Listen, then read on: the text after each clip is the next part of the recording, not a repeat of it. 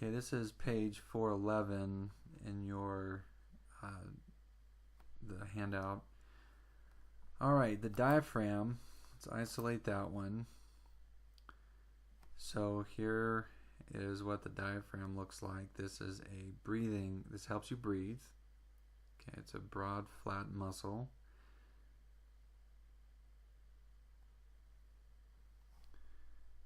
Okay, and then we have the intercostal muscles. Okay, in between costal rib. Okay, so these are the a set of intercostals. Okay, now notice the fibers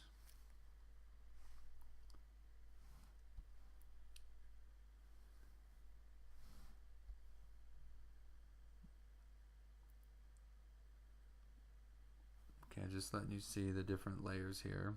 Okay. All right.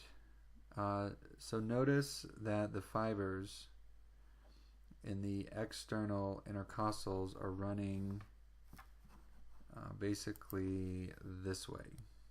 Okay, if you notice the fibers, for the most part, are running in this direction.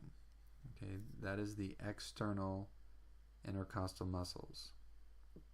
Okay, it goes from rib to rib, but the external origin is the rib and the insertion is the rib below. Okay, so with the externals, the origin is on the rib and the insertion is on the rib below. So in this case, this would be origin, that would be insertion for the external intercostal. Okay, its action is inspiration, which means you breathe in. When you breathe in, or inspiration, you're going to elevate the rib. So the rib below is the one that moves up. The rib below is the one that moves up. So that's why it's the insertion part. Okay. Now let's look at, so we'll take away those. Now notice these fibers are going backwards.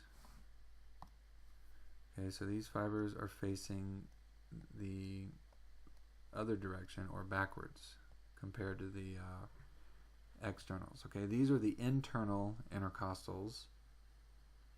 The fibers face backwards like that. And it's also in between the ribs, so its origin is rib and its insertion is the rib above. Alright, so in this case, this would be origin, this would be insertion. It's the rib above. The internals, so internal intercostal muscle, its action is expiration.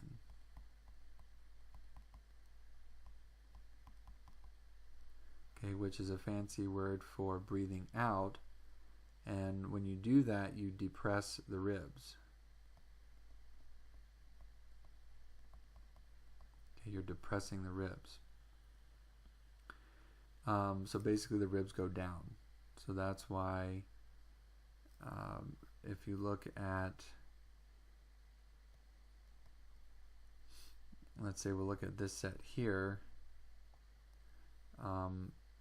the origin is the rib and insertion is the rib above, okay, because it's going to pull the rib down. Alright, let's go up here to the neck and we're going to look at some very important structures. Okay, now in this one, I want you to be careful on how you take notes here. This is very important clinically. Okay, we're going to add the scalenes here.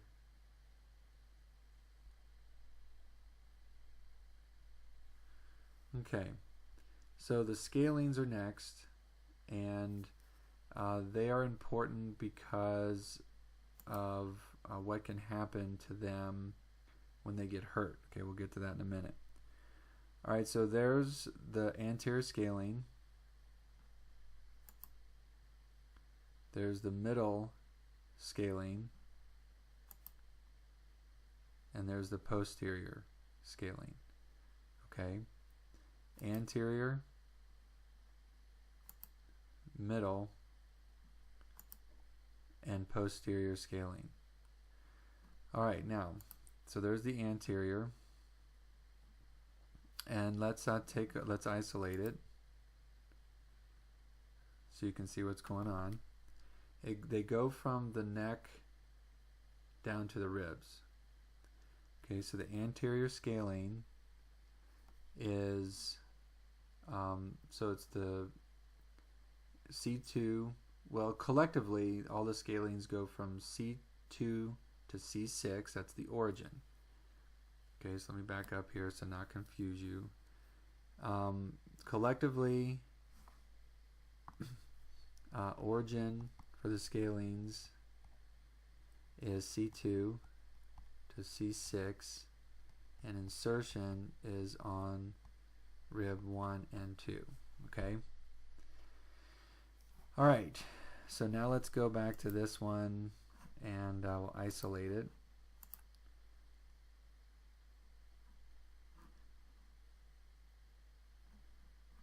Okay, and now we'll go back and add the arteries. Okay, look at this. This is the subclavian artery. It passes in between the anterior and middle scalene. Okay, see that there? The subclavian artery passes in between the anterior and the middle scalene.